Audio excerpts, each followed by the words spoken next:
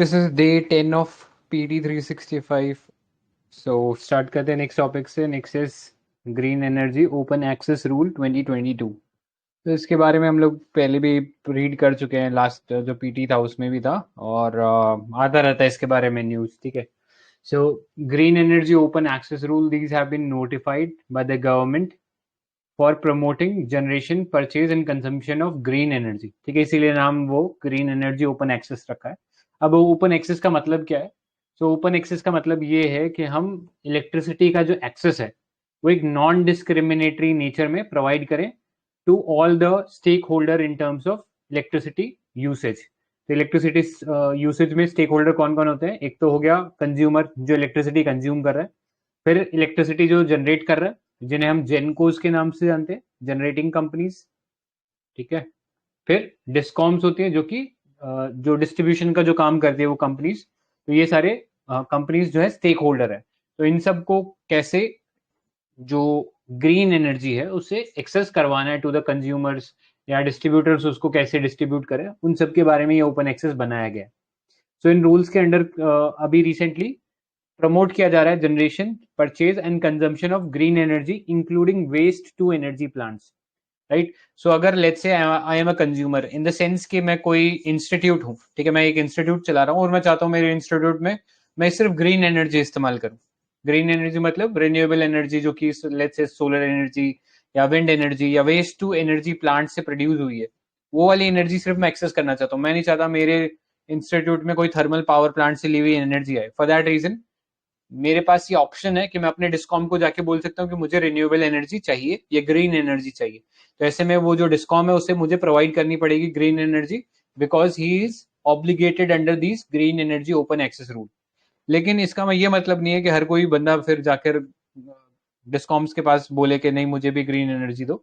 इसके लिए गवर्नमेंट ने एक एलिजिबिलिटी क्राइटेरिया रखा हुआ है. तो एलिजिबिलिटी क्राइटेरिया क्या है?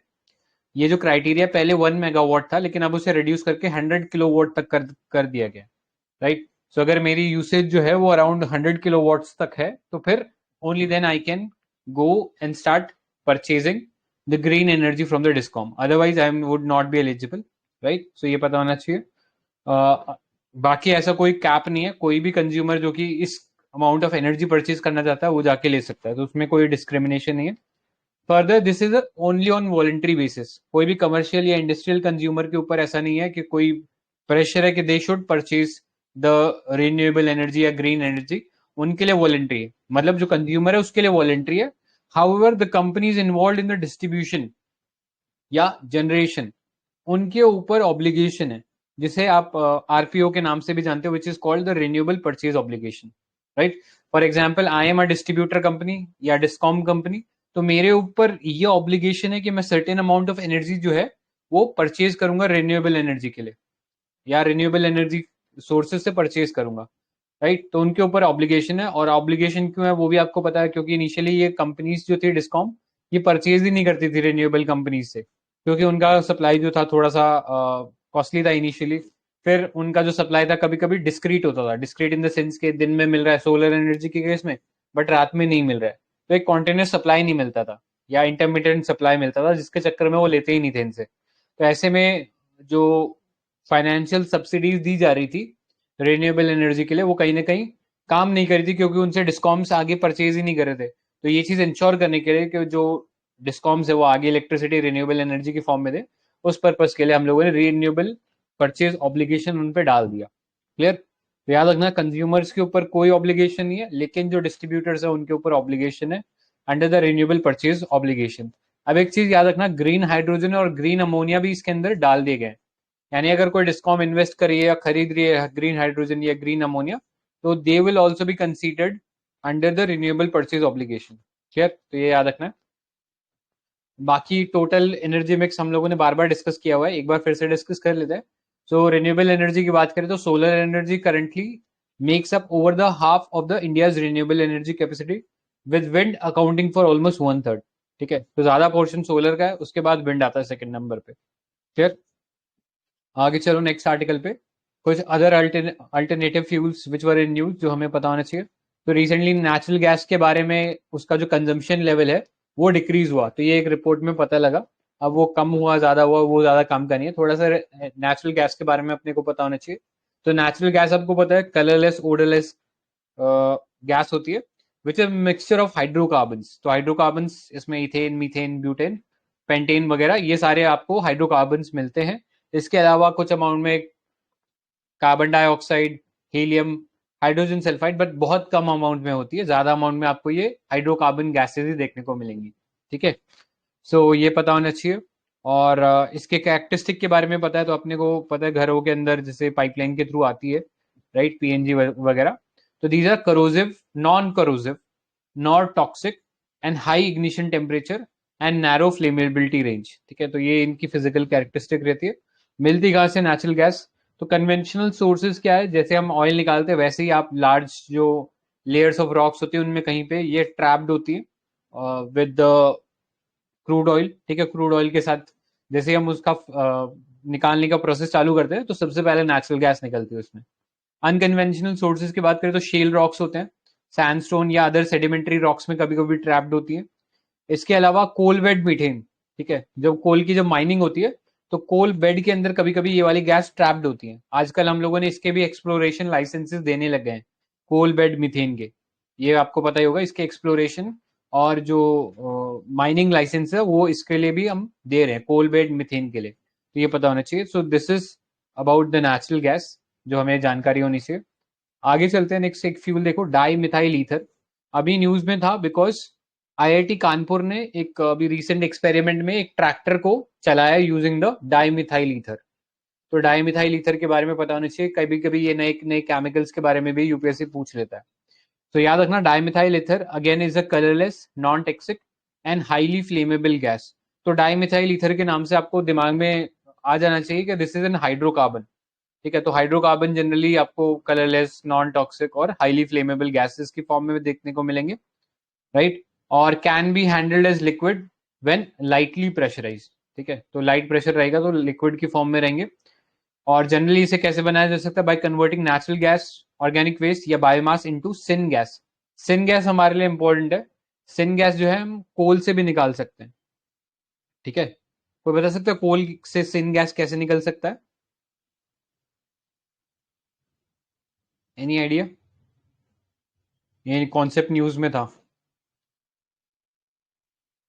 ठीक है, तो पता होना चाहिए। देखो क्या है, आजकल हम लोग डायरेक्टली कोल निकालने के बजाय डायरेक्टली हम कोल के अंदर जो कोल का जो माइन होता है उसके अंदर हम बहुत हाई प्रेशर से स्टीम को पंप करते हैं। वो स्टीम से वो जो कोल है वो बर्न होता है but without the presence of oxygen. ठीक है, ऑक्सीजन की प्रेजेंस में तो आपको पता है वो जल के खत्म हो जाएगा, लेकिन हम बिना कोल की बिना ऑक्सीजन की प्रेजेंस में कोल को बर्न करते हैं।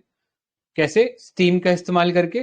तो जब ये स्टीम इससे रिएक्ट करती है कोल के साथ तो उसका जो रिजल्टेंट हमें मिलता है वो सिन गैस की फॉर्म में मिलता है। ठीक है, तो पता होना चाहिए कोल से सिन गैस बनती है यूजिंग द स्टीम राइट। इससे अब आपको कोल की माइनिंग करने की जरूरत नहीं है, ऊपर कोल लाने की जरूरत नहीं, अंदर पंप करो और स्टीम डालो और दूसरी तरफ से जो आउटलेट निकलेगा उसमें आपको सिन गैस मिलेगी। सो याद रखना syn gas is a mixture of carbon monoxide and hydrogen right. अब आप ये कॉन्स्टिट्यूएंट गैसेस देख के पता लगा सकते हो, इसको डायरेक्टली बर्निंग में इस्तेमाल कर सकते हैं या डायरेक्टली फ्यूल के तौर पे इस्तेमाल हो सकता है। इसके अलावा फर्टिलाइजर्स में भी डायरेक्टली इस्तेमाल कर सकते हैं। फर्टिलाइजर जो फैक्ट्रीज होती है उसमें डायरेक्टली इसे एज अ रॉ मटेरियल इस्तेमाल कर सकते हैं for production of fertilizer right. So याद रखना the property is similar to liquefied petroleum gas. तो अगेन मतलब फ्यूल की तरह यूज हो सकता है प्लस फर्टिलाइजर की तरह भी यूज हो सकता है। तो that you should know about the syn gas और इसके कॉन्स्टिट्यूएंट क्या है राइट। आगे चलते हैं। तो डाइमिथाइल ईथर की बात कर रहे थे। So this can be use as an alternative to diesel right. और इसके बेनिफिट क्या है? High brake thermal efficiency and cetane number. तो सीटेन नंबर और octane number these are basically parameters related to fuel efficiency. तो higher cetane या higher octane number मतलब ज्यादा एफिशिएंट वो फ्यूल होगा। तो ये चीज याद रखना है। सो इसके साथ साथ रिन्यूएबल भी है और क्योंकि रिन्यूएबल एनर्जी सोर्स है तो इससे इंडिया का जो ऑयल इंपोर्ट बिल है वो कम हो जाएगा। Next, eliminate the particulate emissions, क्योंकि अगेन इसमें कोई ऐसा पॉल्यूटेंट नहीं है ना, अनलाइक कोल जहां पे आप जिसको बर्न करते हो तो उससे फिर ऐश निकलती है और फ्लाई ऐश निकलती है। इसमें ऐसा कोई पर्टिकुलेट मैटर नहीं निकलता है। ठीक है, सो याद रखना। इसके बारे में, बट कुछ एक इश्यूज हैं जिसकी वजह से ज़्यादा पॉपुलर अभी नहीं हो पाया, बिकॉज लो एनर्जी डेंसिटी है, लो कैलोरीफिक वैल्यू है, मतलब उतनी हीट नहीं जनरेट होगी पर amount of dimethyl ether if it is burn in comparison to some other fuel like for example diesel और पेट्रोल। फिर है पुअर एंटी नॉक परफॉर्मेंस। तो नॉकिंग होती है जब भी कोई इलेक्ट्रिक सॉरी इंटरनल कंबशन में हम फ्यूल को बर्न करते हैं तो वहां पे नॉकिंग होती है। नॉकिंग मतलब वो उसके जो वॉल्स होते हैं उसके ऊपर प्रेशर लगाता है। जैसे आपने देखा होगा कभी गाड़ी को अगर आपने चलाया, बाइक वगैरह में ज्यादा प्रोमिनेंटली देखने को मिलता है, बाइक आपने थोड़ी देर चलाई उसको ले जाके बंद कर दोगे उसमें आवाज आती है नॉकिंग की, टक टक ऐसे करके, है ना। तो वो कहीं ना कहीं वो जो फ्यूल होता है वो अभी भी नॉक कर रहा है against the surface of the engine, right. So अगर ये ज्यादा नॉकिंग होती है तो इससे इंजन धीरे धीरे खराब होने लग जाता है, करोड होता है। तो इसलिए एंटी नॉक परफॉर्मेंस होनी चाहिए फ्यूल में, तो ये भी परफॉर्मेंस इसमें थोड़ी कम है, राइट। तो this was dimethyl ether for you. आगे देखो, नेक्स्ट MD15।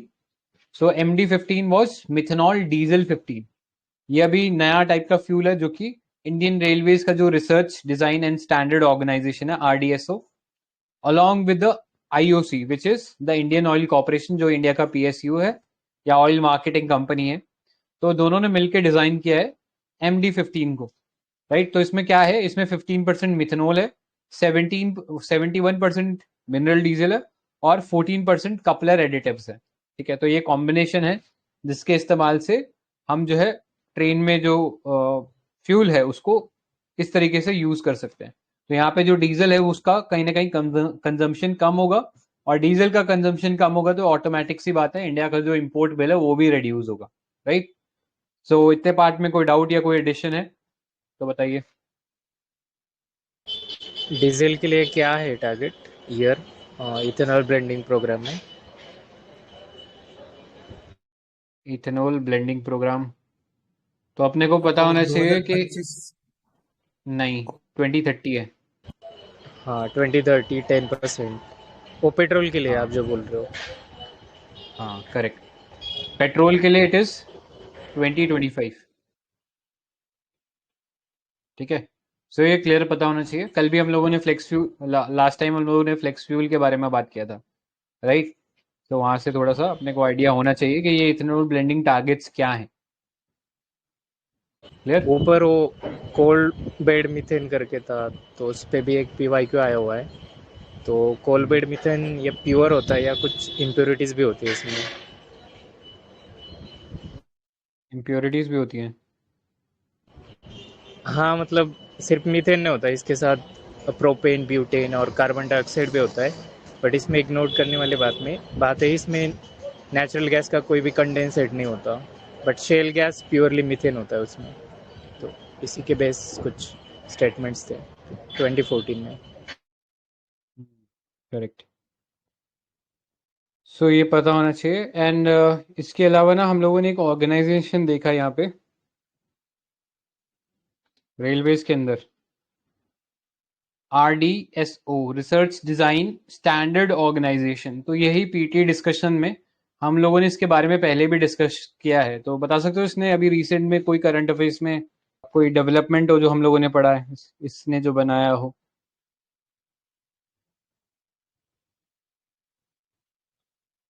चलो एक हिंट देता हूँ, रेलवे सिक्योरिटी से एसोसिएटेड है वो। कवच। करेक्ट। कवच इन्होंने डिजाइन किया है, तो इसके बारे में हम लोगों ने पढ़ा था कवच के बारे में PT डिस्कशन में ही। तो याद रखना कवच इन्होंने डिजाइन किया विच is a train collision avoidance system, right. तो याद रखना है बिकॉज अभी ट्रेन एक्सीडेंट्स काफी हुए हैं तो हो सकता है ये इसके बारे में पूछ लिया जाए आपसे, राइट। सो याद रखना research design standard organisation which is institution under the Indian Railways, उसने डिजाइन किया था वो, ठीक है। आगे चलते हैं, नेक्स्ट टॉपिक देखो, एनर्जी एफिशिएंसी। तो इसमें पहला टॉपिक है स्टार लेबलिंग प्रोग्राम।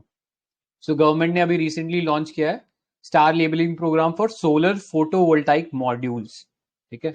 तो पहले एक बार देखते हैं ये स्टार लेबलिंग प्रोग्राम क्या है, फिर सोलर फोटोवोल्टाइक मॉड्यूल्स के बारे में भी बात करेंगे। सो ये जो स्टार रेटिंग या स्टार लेबलिंग प्रोग्राम जो है, this was introduced in 2006 by ministry of power under the energy conservation act, ठीक है। कंफ्यूज मत होना, एनर्जी कंजर्वेशन एक्ट है, इलेक्ट्रिसिटी एक्ट नहीं है। इलेक्ट्रिसिटी एक्ट भी अपने पास एक अलग, लेकिन ये स्पेसिफिकली एनर्जी कंजर्वेशन एक्ट के अंदर बना है।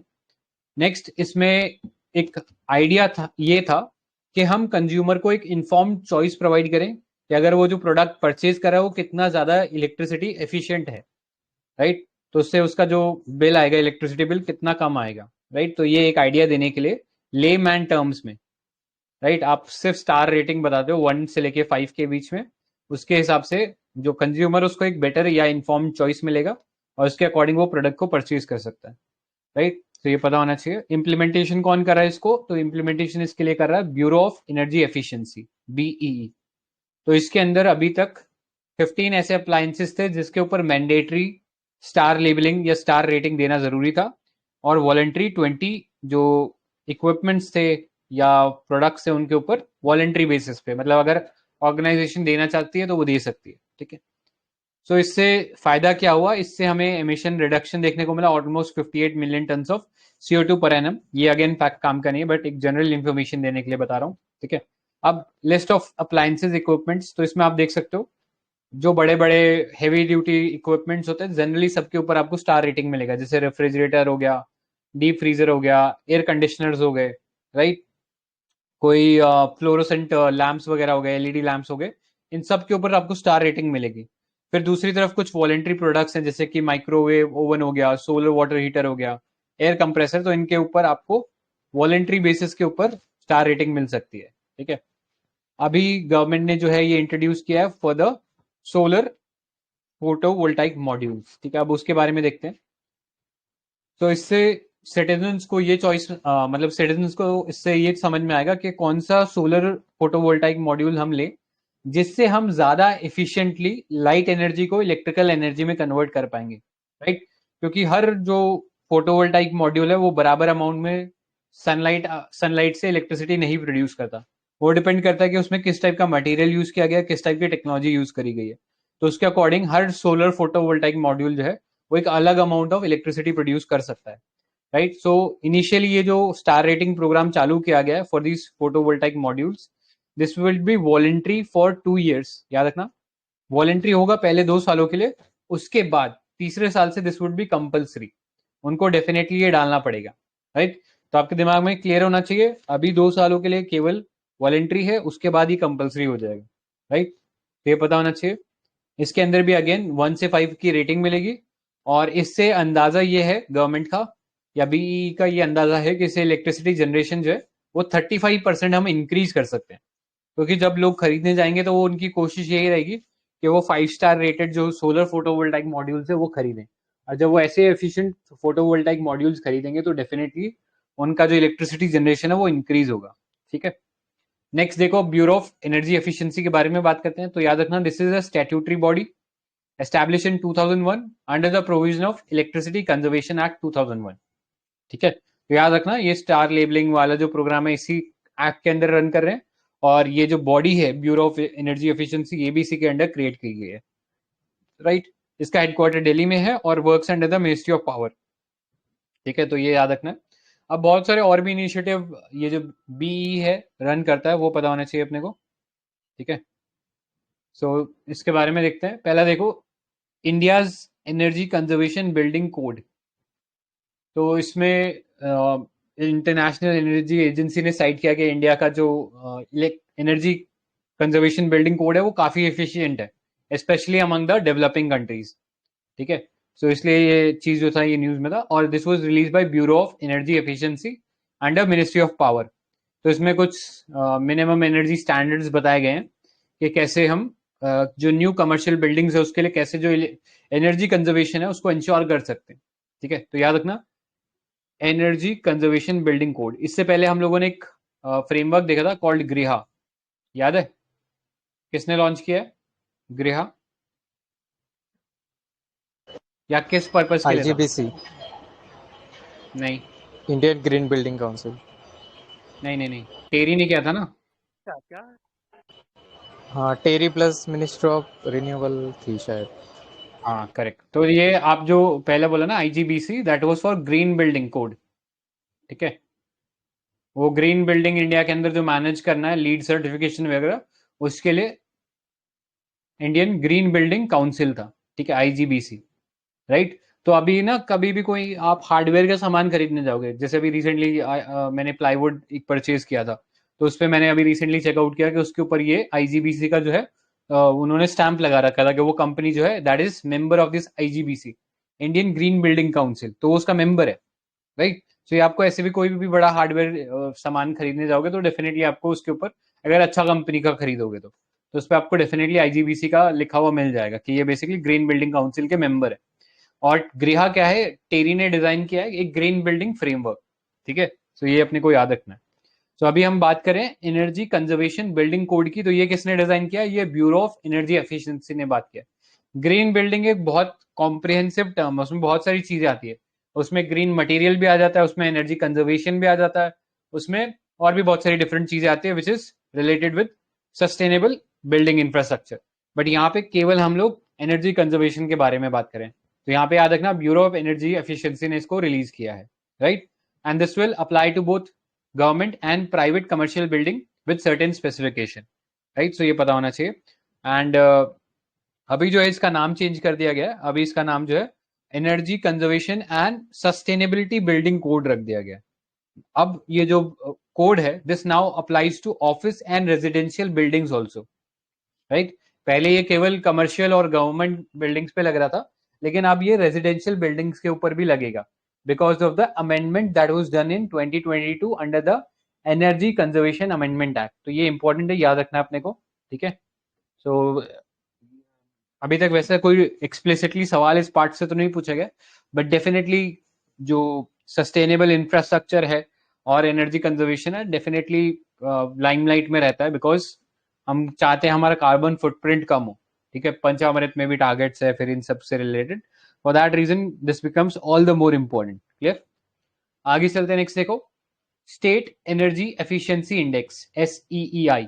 सो मिनिस्ट्री ऑफ पावर ने इसे इंट्रोड्यूस किया है और this is developed by Bureau of energy Efficiency in collaboration with Alliance for Energy Efficient Economy which is a not for profit organisation. तो याद रखना BEE प्लस एक एनजीओ है, या sorry not for profit organisation है which is alliance for Energy Efficient economy. तो इन दोनों ने मिलकर रिलीज किया और फिर सॉरी मिलकर डेवलप किया है इस इंडेक्स को, और रिलीज कौन करता है, तो मिनिस्ट्री ऑफ पावर इसे रिलीज करता है। तो इससे स्टेट्स और यूटीज की एनर्जी एफिशिएंसी में क्या रेटिंग है वो हमें पता लगती है, राइट। सो इसमें कैटेगरीज जो है, फ्रंट रनर, मतलब अगर 60 से ज्यादा आपका उस इंडेक्स पे रेटिंग आ रही है, और 50 से 60 है तो अचीवर है, फिर कंटेंडर है 30 से 49.5, और अगर 30 से लेस है तो उसे एस्पेरेंट बोलते हैं, ठीक है। सो याद रखना फ्रंट रनर, अचीवर, कंटेंडर और एस्पेरेंट, तो यही वाली जो रेटिंग्स है ये जनरली क्राइटेरियाज या ये जो ग्रुप्स है आपको डिफरेंट इंडेक्सेस में भी मिलेंगे, राइट।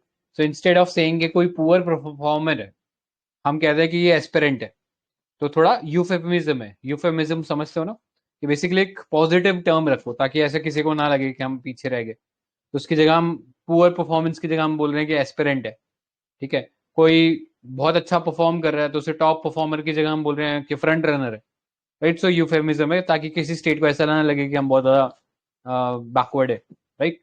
सो कैटेगरीज की बात करें, फ्रंट रनर में कौन है, तो आंध्र प्रदेश है, कर्नाटक है, केरला है, Rajasthan and Telangana, right. So ये सारे जो स्टेट्स हैं इन्होंने अच्छा परफॉर्म किया है इन terms of energy efficiency, right. आगे चलते हैं, नेक्स्ट देखो, उत्प्रेरक उन्नत तकनीकी प्रदर्शन केंद्र, ठीक है। सो थोड़ा सा बड़ा सा नाम है, बट फुल फॉर्म देख के आप समझ सकते हो कि क्या इसका मतलब है। सो मिनिस्ट्री ऑफ पावर ने एस्टैब्लिश किया है उत्प्रेरक,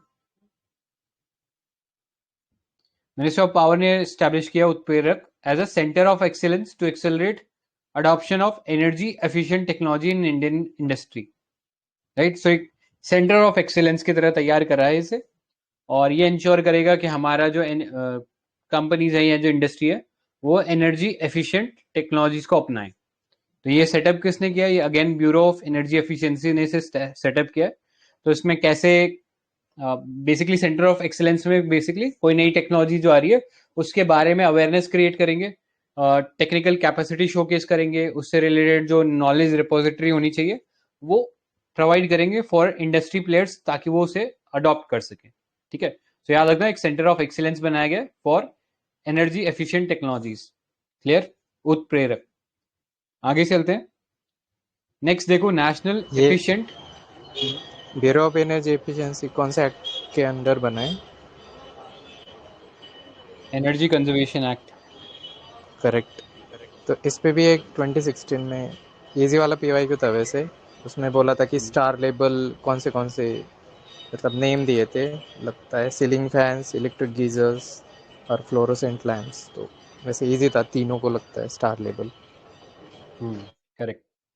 तो ऐसे वाले क्वेश्चन पूछे हुए तो अपने को ये चीजें ध्यान रखनी है, ठीक है। मतलब this is not very technical, मतलब कोई किताब आपको एक्सक्लूसिवली नहीं पढ़ाएगा कि ये सब चीजें पढ़ो, बट अगर आप जनरल अवेयरनेस रख रहे हो, आप चीजें परचेज करने जाते हो, मार्केट में जाते हो, तो definitely you will have at some point of time आप देखा ही होगा कहीं ना कहीं स्टार रेटिंग लिखा हुआ उसके ऊपर। तो ये थोड़ी क्यूरियोसिटी अपने मन अंदर रखेंगे ना, तो डेफिनेटली इजीली फिगर आउट कर सकते हैं विदाउट इवन रीडिंग कि किन किन चीजों में होना चाहिए। तो थोड़ा कॉमन सेंस लगाएंगे तो पता लग जाएगा कि हाँ, कोई ज्यादा एनर्जी कंज्यूम करने वाला और ज्यादा प्रोमिनेंट कोई ऑब्जेक्ट है तो डेफिनेटली उस पर स्टार रेटिंग होगी, है ना। तो ये ऐसे करके आप फिगर आउट कर सकते हो उसको। तो आगे चलते हैं। नेक्स्ट देखो, national efficient cooking programme. So एक और हमारे पास कंपनी है which is energy efficiency services limited. तो उन्होंने लॉन्च किया national efficient cooking programme. So ये जो नेशनल एफिशिएंट कुकिंग प्रोग्राम है, this is a subset of clean cooking scheme. तो एक बड़ा स्कीम चल रहा है क्लीन कुकिंग स्कीम, उसके अंडर फर्दर एक स्कीम चल रहा है national efficient cooking programme, right. So इसमें एम ये है कि हम डिप्लॉय करें 20 lakh induction based cook stoves across India, ठीक है। तो इंडक्शन कैसे काम करता है, आइडिया किसी को? इंडक्शन स्टोव कैसे काम करता है? थोड़ा सा साइंस एंड टेक देखते हैं। आइडिया है एनीबडी कैसे काम करता है? कोई ठीक है। मटेरियल होता है वो हीट करता है शायद, नाइक्रोम ऐसा कुछ। नहीं नहीं, नाइक्रोम नहीं। नाइक्रोम तो जनरल अपने जो हीटर्स होते हैं ना, उनमें नाइक्रोम वायर्स होती हैं। तो क्या करता है नाइक्रोम वायर्स, जैसे आप इलेक्ट्रिसिटी प्रोवाइड करोगे इसमें हाई रेजिस्टेंस होता है, ठीक है। जब रेजिस्टेंस हाई होता है तो इसका मतलब क्या है, इलेक्ट्रिक जो करंट है उसके फ्लो को ये रोक रहा है, और रोकता है तो इससे क्या होती है, हीट प्रोड्यूस होती है। तो नाइक्रोम वायर तो डायरेक्टली हीट हो जाता है और ग्लो करता है, और ऐसे आपको रेडिएशन से हीटिंग देता है, ठीक है। लेकिन जो इंडक्शन होता है उसमें क्या होता है, नीचे एक इंडक्शन स्टोव होता है जिसमें कॉइल लगी रहती है, ठीक है। ये कॉइल को आप कनेक्ट कर दोगे किससे, आपके स्विच बोर्ड से।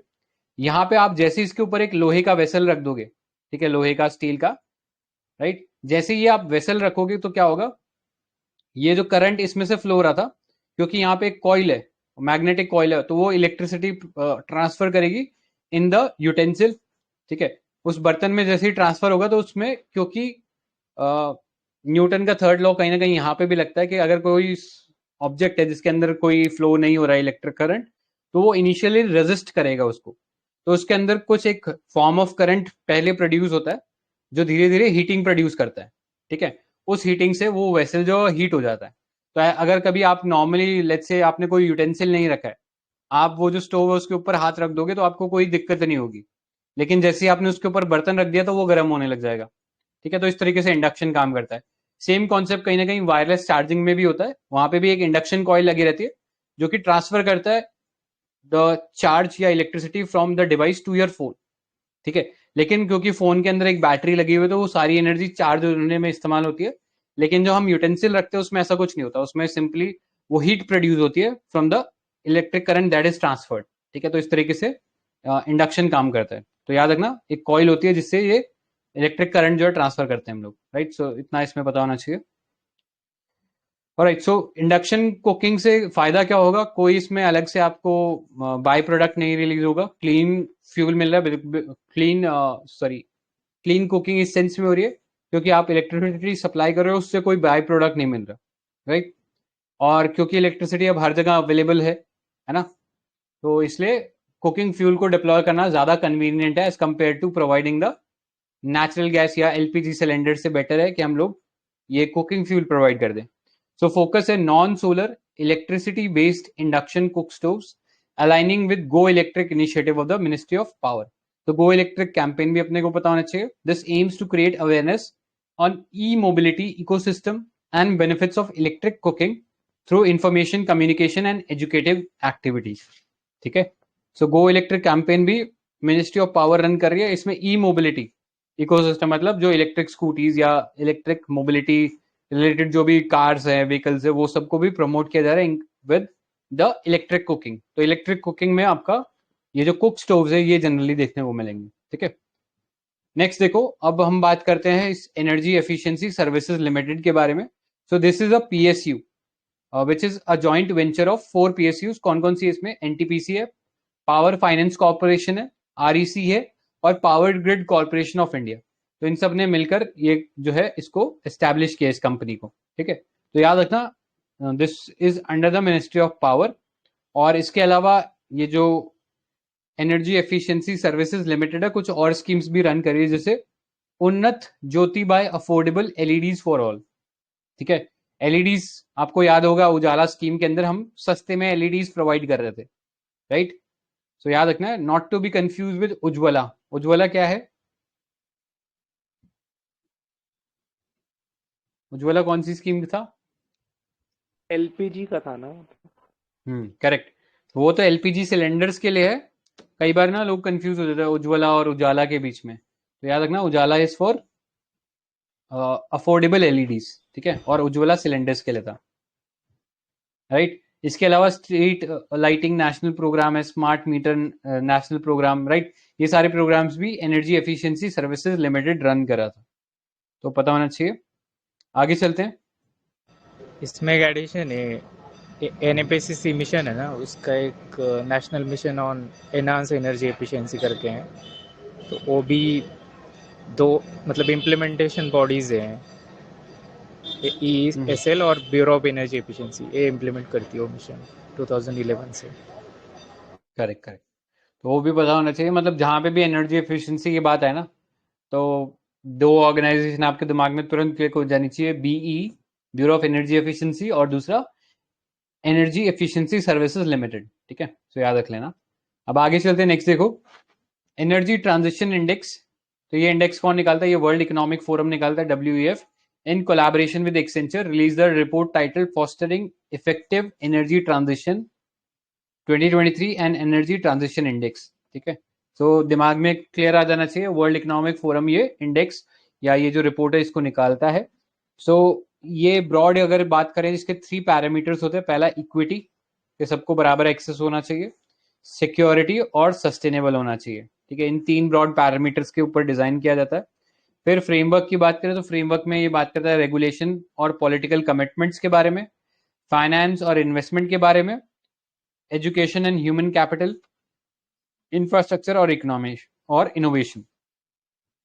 सो इन इंडेक्स के बेसिस के इन पैरामीटर्स के ऊपर फर्दर या पिलर्स के ऊपर एग्जैक्टली ये जो एनर्जी ट्रांजेक्शन इंडेक्सेस को डिजाइन किया जाता है। तो अभी इस इंडेक्स के अंदर जो टॉप रैंकिंग कंट्रीज थी, टॉप 3 अपने को पता होना चाहिए। स्वीडन थी number 1, followed by Norway and Denmark. ठीक है, सो ये जो नॉर्डिक कंट्रीज थी यही टॉप स्पॉट ऑक्यूपाई कर रहे थे इसके अंदर।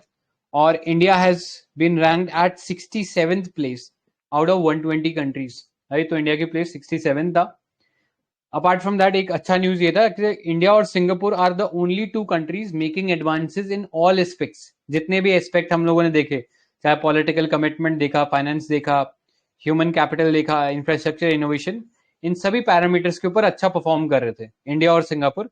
बाकी कुछ कंट्रीज जैसे कुछ पैरामीटर्स पे इंप्रूव थे तो कुछ पैरामीटर्स पे वो लैग कर रहे थे, बट इंडिया और सिंगापुर सभी पैरामीटर्स के ऊपर इंप्रूव कर रहे थे। ठीक है, which is a good thing for us, right?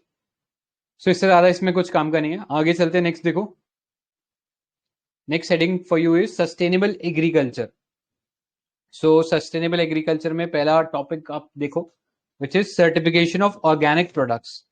ठीक है, अभी ये इंफॉर्मेशन हमारे काम की नहीं है, बिकॉज अभी ये न्यूज में इसलिए आया बिकॉज यूरोपियन यूनियन के एक ऑडिट फाइंडिंग में ऐसा पता लगा कि इंडिया से जो ऑर्गेनिक सर्टिफिकेट्स दिए जा रहे हैं वो डेफिशिएंट है, मतलब वो इतने रोबस्ट नहीं है या प्रॉपरली कंप्लायंट नहीं है with the standards that are assessed by this international organisations, right? So उससे अप्लाई नहीं करे। तो कहीं ना कहीं इससे आपको क्या पता लगता है कि ईयू जो है अपने फाइटोसैनिटरी मेजर्स जो है वो ज्यादा बढ़ा के रख रहा है जबरदस्ती। हो सकता है उसमें कुछ रियलिटी भी हो, बट जबरदस्ती भी बढ़ाता है for that for the reason के इंडिया का जो एक्सपोर्ट है वो कम हो, राइट? और उनके कुछ जो पसंदीदा या फिर उनके वहां पे जो ग्रो हो रहे हैं वो ज्यादा प्रमोट हो, राइट। तो इस तरीके से ईयू के फाइटोसैनिटरी मेजर्स के अंडर ये चीज हम क्लासिफाई कर सकते हैं। अब बात करते हैं ऑर्गेनिक फार्मिंग के बारे में। तो ये बज वर्ड है, बहुत बार सुना होगा organic farming, organic farming. However एक और टर्म होता है which is called natural farming. दोनों ऑफन कंफ्यूज या इंटरचेंजेबली लोग यूज कर लेते हैं, तो अपने को दोनों के बीच में क्लियर डिफरेंस पता होना चाहिए। ऑर्गेनिक फार्मिंग में आप कोई ऑफ फार्म ऑर्गेनिक प्रोडक्ट भी यूज कर सकते हो, ठीक है। जैसे अगर लेट्स से आपने कोई फर्टिलाइजर बनाया जो कि सपोज किसी प्लांट की लीफ से, जैसे नीम से हमने कोई ऑर्गेनिक फर्टिलाइजर बना लिया, तो आप इसको यूज कर सकते हो, बाहर से खरीद के लाके अपने फार्म में यूज कर सकते हो। That would be organic farming. लेकिन ये चीज नेचुरल फार्मिंग में परमिसिबल नहीं है। नेचुरल फार्मिंग में आप कोई भी एक्सटर्नल इनपुट नहीं लाओगे। आप अपने ही फार्म पे जो भी फर्टिलाइजर बनाना है या जो भी कोई आपको इंसेक्टिसाइड पेस्टिसाइड बनाना है वो अपने फार्म पे ही बनाओगे, और फार्म से निकलने वाली चीजों से ही बनाओगे, बाहर से कोई चीज नहीं लानी है, राइट। सो वो नेचुरल फार्मिंग का और ऑर्गेनिक फार्मिंग में पहला डिफरेंस है। दूसरा डिफरेंस देखो, ऑर्गेनिक फार्मिंग कहता है कि अगर सॉइल का जो माइक्रो न्यूट्रिएंट क्लाइमेट है, माइक्रो न्यूट्रिएंट मतलब कि उसके अंदर जो मिनरल्स है उसका कॉन्फ़िगरेशन आपको अगर चेंज करना है तो वो आप कर सकते हो। लेकिन नेचुरल फार्मिंग में ये जो कॉन्फ़िगरेशन आप नहीं चेंज कर सकते। नेक्स्ट चीज, नेचुरल फार्मिंग के अंदर हम लेट्स से डिकम्पोजर्स होते हैं, नेचुरल डिकम्पोजर्स लाइक अर्थवर्म्स हो गए, ठीक है, जो मिट्टी को पलटते हैं, तो वो भी अलाउड नहीं है नेचुरल फार्मिंग में। लेकिन ऑर्गेनिक फार्मिंग में आप ऐसे माइक्रो ऑर्गेनिजम्स का भी इस्तेमाल कर सकते हो लाइक अर्थवर्म्स। नेक्स्ट इसमें इंपॉर्टेंट चीज है कि ऑर्गेनिक फार्मिंग में आप प्लोइंग, प्लोइंग मतलब मिट्टी खोदना, उसको उसमें जो सीड लगाने के लिए मिट्टी खोदते हैं वो सब अलाउड है। इसके अलावा वीडिंग वगैरह ऑपरेशंस कर सकते हो। लेकिन नेचुरल फार्मिंग बोलती है अपने को प्लोइंग या सॉइल टिलिंग वगैरह कुछ नहीं करना है, अपन को जैसे नेचर में ग्रो होती है चीजें वैसे ही उगाना है, राइट। सो ये मिमिक करता है कहीं ना कहीं इकोसिस्टम्स को, राइट। सो ये डिफरेंस है नेचुरल फार्मिंग। तो हम बोल सकते हैं कि नेचुरल फार्मिंग थोड़ा ज्यादा ऑर्थोडॉक्स है, क्योंकि इसमें काफी कंजर्वेटिव टेक्निक्स हम इस्तेमाल करते हैं। ऑर्गेनिक फार्मिंग अगेन थोड़ा बोल सकते हैं कंजर्वेटिव है, लेकिन उतना कंजर्वेटिव नहीं है जितना कि नेचुरल फार्मिंग है, ठीक है। तो ऐसे करके अपने को दोनों के बीच में डिफरेंस पता होना चाहिए।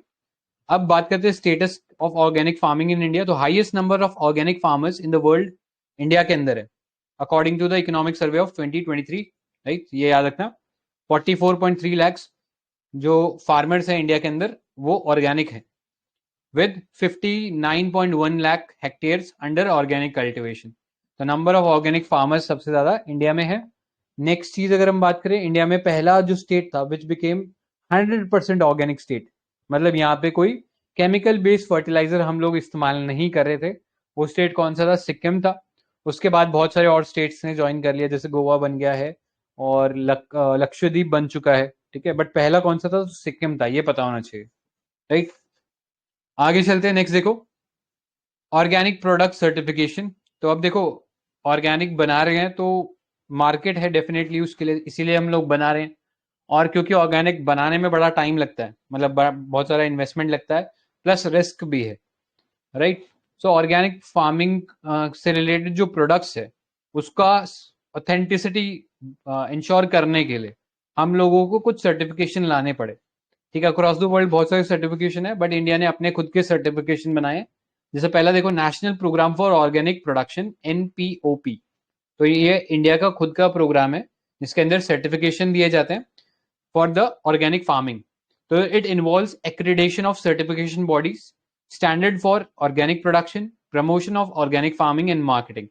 और इसके अलावा भी और जो चीजें हैं जो कि ऑर्गेनिक प्रोड्यूस से रिलेटेड है, उन सब चीजों को भी बारे में ये देखभाल करता है।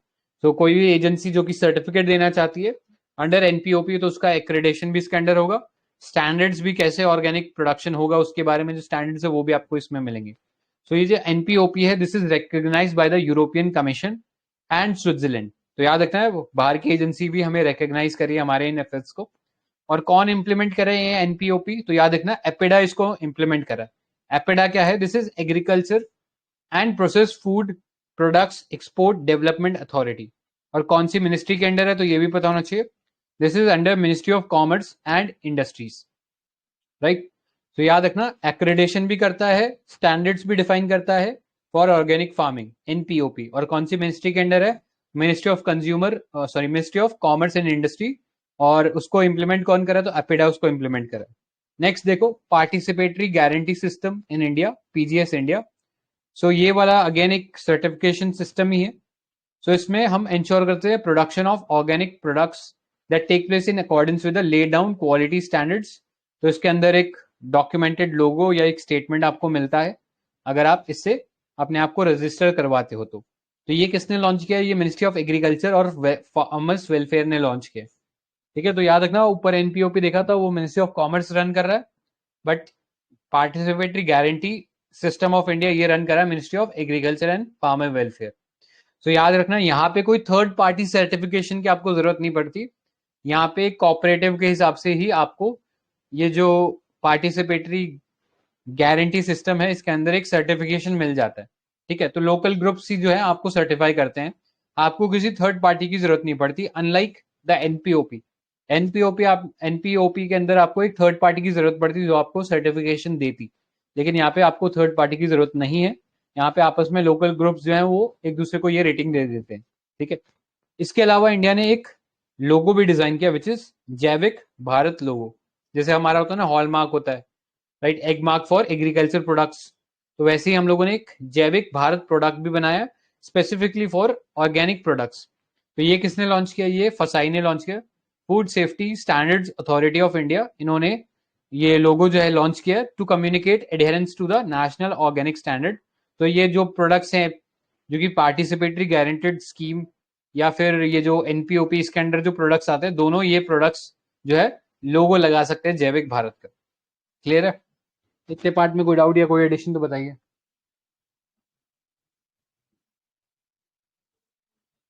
कूल है, फिर आगे चलते हैं। नेक्स्ट देखो,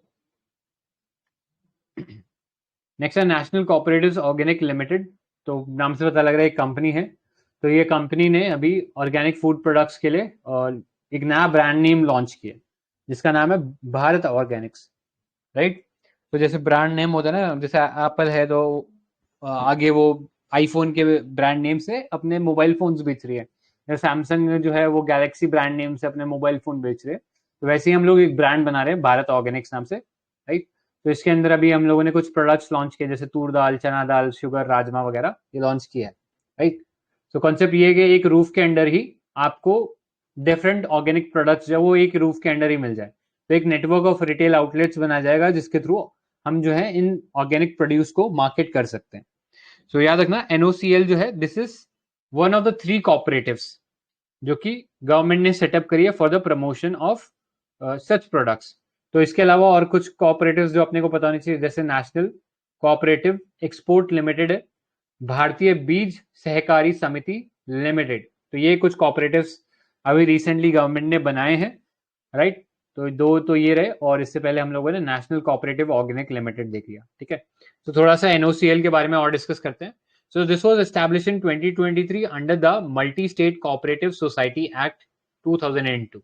उसके अंदर हम लोगों ने ये कोऑपरेटिव सोसाइटी के अंदर ऑर्गेनाइजेशन बनाया है, और this will be promoted by different cooperatives of India like Amul, right, national cooperative consumer federation of India, national agriculture cooperative marketing federation which is NAFED, और NDDB which is the national dairy development board, and NCDC which is national cooperative development corporation. तो ये सब इनको promote कर रहे हैं।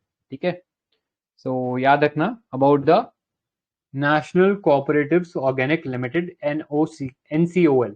ठीक है, आगे चलते हैं। नेक्स्ट देखो, zero budget national farming. Cooperatives के लिए कौन सा डीपीएस में है? बताइए। 43B। करेक्ट। तो याद रखना, आर्टिकल है अपने पास डीपीएसपी, और आपको पता है कोऑपरेटिव्स न्यूज में भी थे बिकॉज गवर्नमेंट ने अमेंडमेंट किए कोऑपरेटिव्स एक्ट के अंदर, राइट। तो पॉलिटी की पीटी में हम लोगों ने देखी भी थे। तो आगे चलते हैं अभी। नेक्स्ट देखो, zero budget natural farming, again एक बहुत बज़वर्ड है। नेचुरल फार्मिंग हम लोगों ने देख लिया, अब जीरो बजट नेचुरल फार्मिंग के बारे में डिस्कस करते हैं। सो न्यूज में इसलिए है because ministry of rural development and ministry of agriculture ने मिलकर लॉन्च किया है training of Krishi Sakhis for the promotion of natural farming. तो याद रखना, कृषि सखीज किससे रिलेटेड है? नेचुरल फार्मिंग से। सो नेचुरल फार्मिंग एक बज़वर्ड था जो कि गवर्नमेंट ने बजट में अनाउंस किया था कि बजट में हम लोग फोकस करेंगे कि हम जीरो बजट नेचुरल फार्मिंग की तरफ कुछ फार्मर्स है उनको लेके जाएं ताकि उनका रॉ मटेरियल का जो कॉस्ट है वो बचे और उनकी जो बेसिकली इनकम है वो भी बढ़े, क्योंकि रॉ मटेरियल नहीं लग रहा है तो ऑब्वियसली बात आपका इनकम बढ़ेगा, राइट। सो इस आइडिया के साथ गवर्नमेंट ने कहीं ना कहीं जीरो बजट नेचुरल फार्मिंग को इंट्रोड्यूस करने का कोशिश किया था। तो हम नेचुरल फार्मिंग ऑलरेडी देख चुके हैं। अब देखते हैं जीरो बजट नेचुरल फार्मिंग क्या है। तो इसके 4 पिलर्स हैं। पहला है बीज अमृत। बीज अमृत नाम से पता लगा बीज प्लस अमृत, यानी हम इसमें सीड का ट्रीटमेंट कर रहे हैं। सीड के ऊपर कुछ हम लोग मटेरियल लगा रहे हैं जैसे cow dung plus cow urine, उससे एक तरीके से बीज का जो जर्मिनेशन है वो इंप्रूव हो जाएगा। नेक्स्ट है जीवामृत। जीवामृत मतलब सॉइल के अंदर जो माइक्रो ऑर्गेनिजम्स हैं उनका ग्रोथ प्रमोट हो, तो उसके लिए हम जीवामृत मिट्टी में छिड़कते हैं। इसमें जनरली क्या होता है, एक कॉम्बिनेशन होता है cow dung and cow urine plus और भी बहुत सारे प्रोडक्ट्स होते हैं जैसे कुछ दाल हो गया, ठीक है, दालें डालते हैं, कुछ टर्मरिक वगैरह कुछ और भी मटेरियल डलता है। It's not just cow dung and cow urine, उसके अलावा भी और मटेरियल्स होते हैं, ठीक है। Next mulching. तो मल्चिंग में हम कुछ ऐसी एक्टिविटीज इंश्योर करते हैं जिससे जो सॉइल का जो माइक्रो क्लाइमेट है वो प्रिजर्व रहे। फिर जैसे इसमें हम क्या करते हैं, सॉइल को कवर कर देते हैं विद सर्टेन ऑर्गेनिक प्रोडक्ट्स ताकि सॉइल का जो माइक्रो क्लाइमेट है वो बाहर ना जाए, मतलब उसके अंदर जो मॉइस्चर है वो बाहर ना निकले, राइट। तो उसमें मल्चिंग कर सकते हैं। वापशा होती है, वापशा इज फॉर सॉइल एरेशन, मतलब सॉइल में एयर प्रेजेंट रहे ताकि जर्मिनेशन के दौरान प्लांट इजीली ब्रीथ कर सके, ठीक है। तो ये है 4 पिलर्स, बीजामृत, जीवामृत, मल्चिंग एंड वापशा, ठीक है। सो इतना ही था और this was promoted by Maharashtra based agriculturist called Subhash Palekar, ठीक है। तो सुभाष पालेकर के विजन था जिससे ये zero budget natural farming promote हुआ।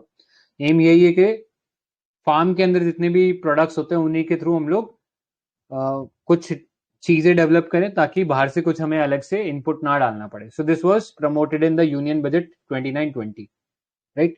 तो ये याद रखना इसमें। अब आगे चलते हैं। नेक्स्ट देखो एग्रो फॉरेस्ट्री। सो अभी सेंटर ने एक फैक्ट शीट रिलीज किया था to promote agriculture agro forestry which was prepared by the Indian council of forestry research and education. तो ये न्यूज काम का नहीं है बट इस न्यूज की वजह से एग्रो फॉरेस्ट्री का ये जो टॉपिक है ये हमारे लिए काम का हो जाता है। तो एग्री फॉरेस्ट्री क्या होता है, this is basically a combination of practising agriculture along with forestry. तो फॉरेस्ट्री और एग्रीकल्चर दोनों आप एक साथ कंबाइन करके करते हो तो उसे एग्रो फॉरेस्ट्री बोलते हैं। तो अगर फॉरेस्ट्री की बात करें तो फॉरेस्ट्री अगर आप कर रहे हो तो उसे बोलते हैं सिल्वीकल्चर। याद याद रखना, फॉरेस्ट को प्रमोट करना, उसका ग्रोथ या कंजर्वेशन करना, all these practices come under silviculture. तो कभी कंफ्यूज मत होना, सिल्वीकल्चर अगर आ जाए तो बेसिकली फॉरेस्ट्री के बारे में बात हो रही है। तो agri silviculture means crops plus trees या एग्रीकल्चर प्लस फॉरेस्ट की बात करें। फिर अगर हम बात करें सिल्वी पेस्टोरल की तो this involves livestock plus agriculture plus forestry, right. So ये एक कॉम्बिनेशन होता है, राइट। ऐसे ही आप डिफरेंट वर्ड्स साथ में जोड़ के आप नए नए टर्म्स बना सकते हो। तो यू शुड नो कि एग्जैक्टली किस टर्म की हम लोग बात करें, राइट। सो यहाँ पे एट्रीब्यूट्स क्या है एग्रो फॉरेस्ट्री सिस्टम के, एक तो प्रोडक्टिविटी इंक्रीज हो रही है, सस्टेनेबिलिटी बन रही है और अडेप्टेबिलिटी बन रही है, ठीक है। सो इससे फार्मर्स को जो है कहीं ना कहीं ज्यादा बेनिफिट्स मिलेंगे इन द सेंस कि वो एक तो सॉइल इरोजन को रोक सकते हैं। कई बार क्या होता है विंड इरोजन से विंड का जो सॉइल का जो टॉप लेयर है वो उड़ जाता है, लेकिन अगर आपने ट्रीज लगा रखे, लेट्स से आपका ये फार्म है और इसके यहाँ पे आपने ट्रीज लगा रखे हैं, तो एक ट्री की लाइन की वजह से कभी भी सॉइल इरोजन नहीं होगा, या विंड इरोजन की वजह से ये ट्रीज जो है एक बैरियर की तरह काम करेंगे और सॉइल इरोजन नहीं होने देंगे, राइट। साथ में साथ इसमें क्या होगा, जैसे सपोज ऑफ सीजन है तो थोड़े सालों में क्या होगा, ट्रीज ग्रोथ कर जाएंगे और उससे फार्मर जो है लकड़ी काट कर बेच सकता है, ठीक है। तो इस सेंस में उसकी प्रोडक्टिविटी भी इंक्रीज हो रही है, सस्टेनेबिलिटी भी बन रही है और अडेप्टेबिलिटी भी बन रही है। अब बात करते हैं Indian council of forestry research के बारे में। सो ये एक ऑटोनॉमस काउंसिल है under the ministry of environment forest and climate change. इसका हेडक्वार्टर जो है देहरादून में। इसके अलावा और भी बहुत सारे इनिशिएटिव्स हैं जो कि एग्रो फॉरेस्ट्री के लिए गवर्नमेंट रन कर रही है, जैसे सबमिशन ऑन एग्रो फॉरेस्ट्री, हर मेद पर पेड़ स्कीम। तो इसके अंदर हम जो ट्री का जो प्लांटेशन है वो प्रमोट करें अलॉन्ग विद द क्रॉप्स, ठीक है। मेद मतलब फार्म का सेंटर जो होता था ना, उसको मेद बोलते थे। तो ऐसा बोला जा रहा है कि फार्म्स के अंदर आप पेड़ भी लगाइए, राइट। जैसे राजस्थान में जाओगे ना, तो आपको डेफिनेटली जितने भी एग्रीकल्चर फील्ड्स होंगे उनमें खेजड़ी ट्रीज मिलेंगे, ठीक है। तो खेजड़ी नेशनल ट्री है राजस्थान का, और इससे वुड मिलता है और भी बहुत सारी चीजें इससे मिलती है, ठीक है। सो ये एक तरीके से ट्रीज को प्रमोट कर रहे हैं अंडर द हर मेद पर पेड़ स्कीम के अंडर। नेक्स्ट देखो, mission for integrated development of horticulture. तो इसमें हम वेजिटेबल, मशरूम, डिफरेंट स्पाइसेस को प्रमोट करेंगे, राइट। हॉर्टिकल्चर आपको पता ही है, मतलब सब्जी उगाना, ठीक है। सब्जी, फूल, या इस सब से रिलेटेड जो छोटे प्लांट की ग्रोथ से रिलेटेड जो भी पेड़ पौधे होंगे, सॉरी वेजिटेशन होगा, उसे हम हॉर्टिकल्चर बोलते हैं, ठीक है। नेक्स्ट देखो, नेशनल एग्रो फॉरेस्ट्री पॉलिसी भी है हमारे पास। इसके अलावा हम लोगों ने बहुत सारे रूल्स चेंज किए, जैसे हम लोगों ने पहले भी बात किया कि बैम्बू को हम लोगों ने रिमूव कर दिया from the category of forest produce, ठीक है। तो अगर कोई प्राइवेट लैंड के ऊपर बैम्बू वगैरह जो है उसको कल्टीवेशन वगैरह कर रहा है, तो वो इजीली उसको बेच सकता है, ठीक है, कोई दिक्कत नहीं होगी उससे वहां पे, राइट। आगे चलते हैं, नेक्स्ट कुछ टेक्निक्स के बारे में डिस्कस करते हैं रिगार्डिंग सस्टेनेबल एग्रीकल्चर प्रैक्टिस। तो पहला देखो, सेल्यूलर एग्रीकल्चर। तो सेल्यूलर एग्रीकल्चर आजकल ये भी एक बज़वर्ड है, बहुत बार न्यूज में सुनने को आता है। तो सेल्यूलर एग्रीकल्चर का मतलब क्या है? Production of animal based products from cell culture rather than directly from animal. के जानवरों से डायरेक्टली उस मीट को प्रोक्योर ना करें, बल्कि हम उसे लैब के अंदर ग्रो करें यूजिंग सेल्यूलर कल्चर, ठीक है। कि सेल को ग्रो करें एक लैब के अंदर और उससे ये मीट बेस्ड प्रोडक्ट्स बनाएं, ठीक है। सो इसमें दो टाइप की अप्रोच होती है।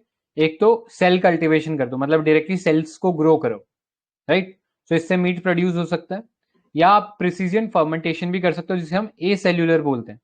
तो प्रिसीजन फर्मेंटेशन में क्या होता है, माइक्रो ऑर्गेनिजम्स का इस्तेमाल करते हैं जो कि प्रोड्यूस करते हैं वो ऑर्गेनिक प्रोडक्ट्स लाइक मिल्क या egg white like protein, right. So दो टेक्निक्स है, सेल कल्टीवेशन और प्रिसीजन फर्मेंटेशन, ये याद रखनी है अपने को। नेक्स्ट देखो, direct seeding rice method, DSR।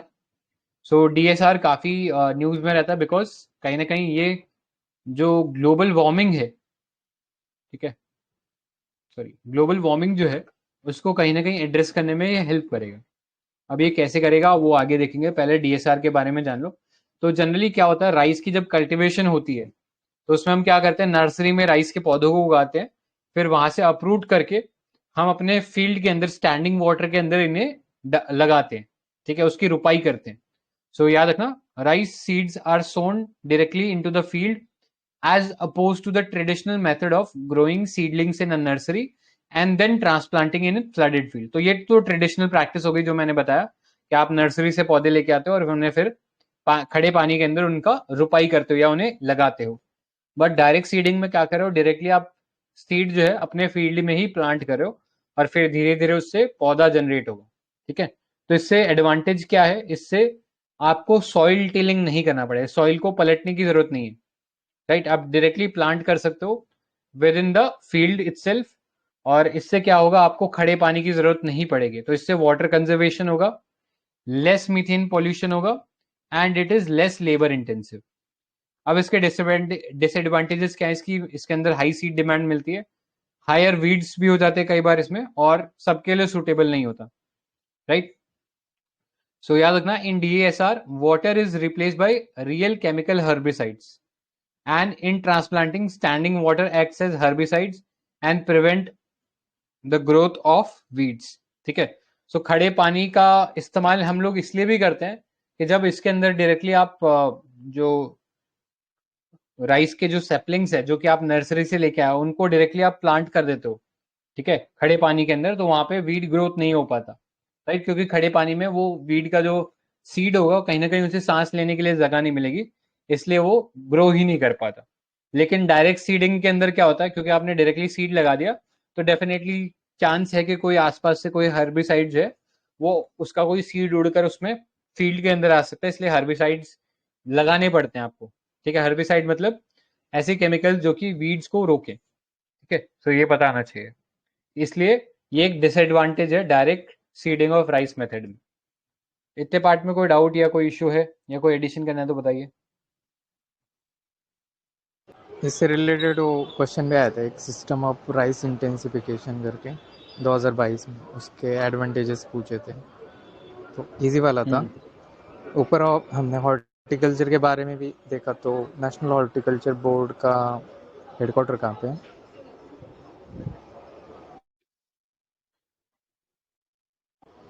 बताइए कहाँ पे। कोई गुरुग्राम। बोला बोर्ड याद रख लेना, ठीक है। ऑलराइट, आगे चलते हैं। नेक्स्ट देखो, इलेक्ट्रॉनिक सॉइल या ई सॉइल, ठीक है। सो रिसर्चर्स ने अभी एक इलेक्ट्रॉनिक सॉइल डेवलप करी है for low power bio electronic growth substrate tailor for hydroponic cultivation. तो पहले हाइड्रोपोनिक देखते हैं, फिर देखते हैं ये ई सॉइल क्या है। तो हाइड्रोपोनिक ये एक ऐसी टेक्निक है जहां पे आप बिना सॉइल के पौधे को उगा सकते हो। तो हाइड्रो मतलब पानी होता है, तो यहाँ पे हम इंस्टेड ऑफ सॉइल पानी का इस्तेमाल करते हैं। तो क्या करते हैं, हम बेसिकली एक ट्यूब लेते हैं, उसमें पानी को रन करते हैं, ठीक है, अलॉन्ग विद न्यूट्रिएंट्स, और उसके ऊपर एक इस ट्यूब के अंदर एक प्लांट को लगा देते हैं। तो ये जो प्लांट है सारा का सारा अपना जो न्यूट्रिएंट्स है डायरेक्टली इस रनिंग वाटर से, उसमें जो डिजोल्व न्यूट्रिएंट्स है उससे ले लेगा, ठीक है। इसमें सॉइल की जरूरत नहीं पड़ती, राइट। तो इसे बोलते हैं hydroponic. This is soil free plant cultivation. Clear. अब इस टेक्निक के अंदर हम लोगों ने इलेक्ट्रिक सॉइल या इलेक्ट्रॉनिक सॉइल इंट्रोड्यूस की है। इस इलेक्ट्रॉनिक सॉइल का काम क्या है, हाइड्रोपोनिक्स के अंदर ये जो रूट का जो स्टिमुलेशन है, उसका जो ग्रोथ है, और उसको जो न्यूट्रिएंट्स के जो रिक्वायरमेंट्स है उसको हम स्टिमुलेट कर सकते हैं यूजिंग द इलेक्ट्रॉनिक सॉइल। तो कंफ्यूज मत होना कभी आपको ऐसा लगे कि ये इलेक्ट्रॉनिक सॉइल जो है ये बेसिकली ई वेस्ट से रिलेटेड है, तो ऐसा नहीं है। This is related with agriculture, और उसमें भी कौन सा technique, it is related with hydroponics, ठीक है। सो ये इंश्योर करेगा कि जो प्लांट है उसको न्यूट्रिएंट प्रिसाइज तरीके से मिले, इससे उसकी फास्टर ग्रोथ होगी, हाई ईल्ड्स मिलेगी एंड सुपीरियर क्वालिटी प्रोड्यूस मिलेगा। इससे पानी का जो यूसेज है वो भी कम हो जाएगा, और इससे कोई पेस्ट वगैरह भी नहीं लगते, क्योंकि जनरली पेस्ट जो होते हैं वो कभी ना कहीं मिट्टी में ही ग्रो करते हैं और फिर प्लांट को हार्म करने लगते हैं। तो अगर आप मिट्टी ही नहीं रखोगे तो डेफिनेटली आपको कम पेस्ट देखने को मिलेंगे।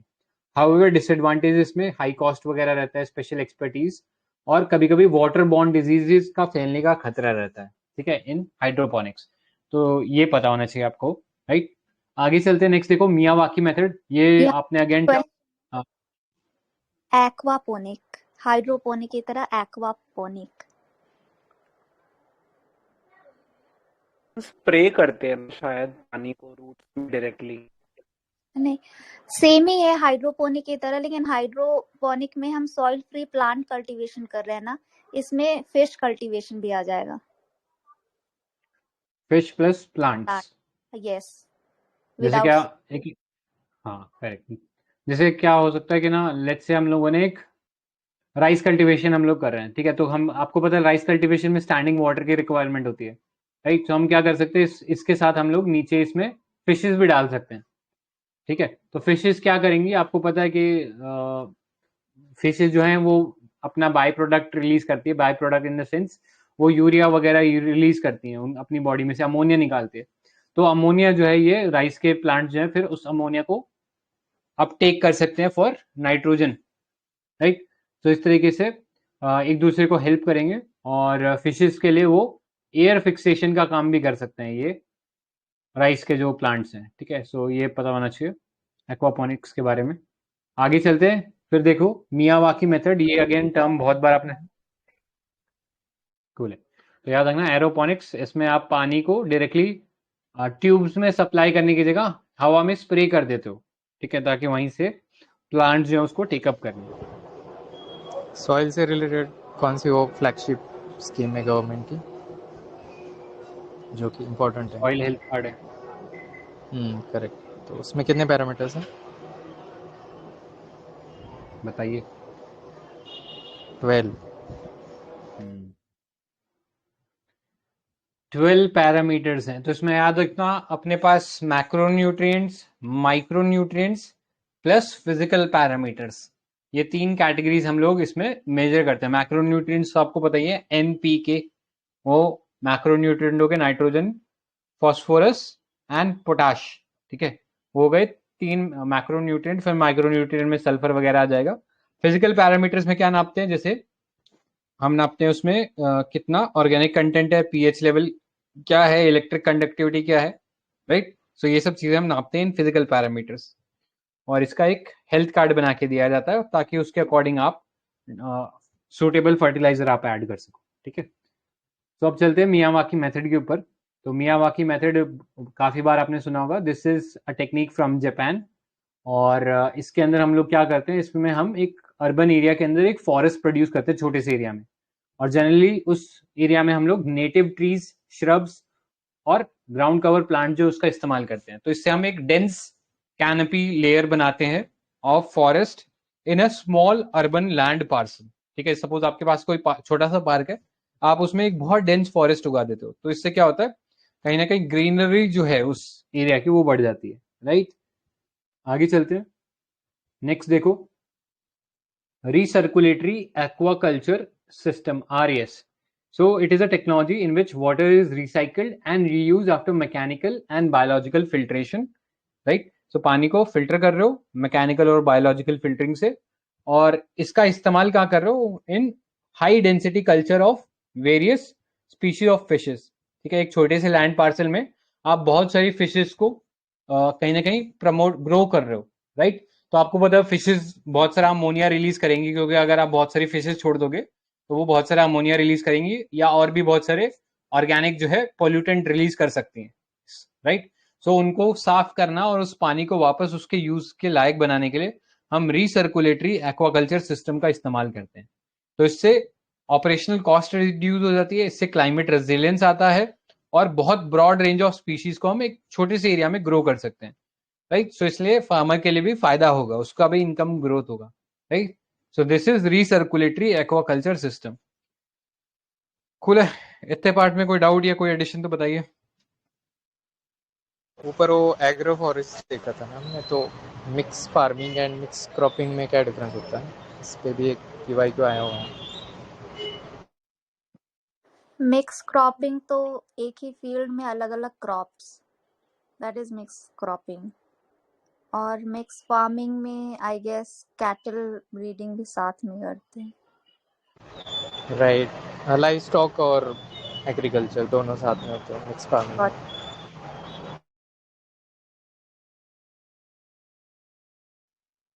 कूल है। तो फिर आज के लिए यही स्टॉप करते हैं, ठीक है। Tomorrow will start with the miscellaneous topics. तो उसमें G20 और ये डिफरेंट ऑर्गेनाइजेशन थी, इसमें जो नए चेंजेस आए ना उनके बारे में डिस्कस करेंगे, ठीक है। तो thank you for joining, good night guys, bye bye. Thank you sir, good night everyone. Thank you everyone.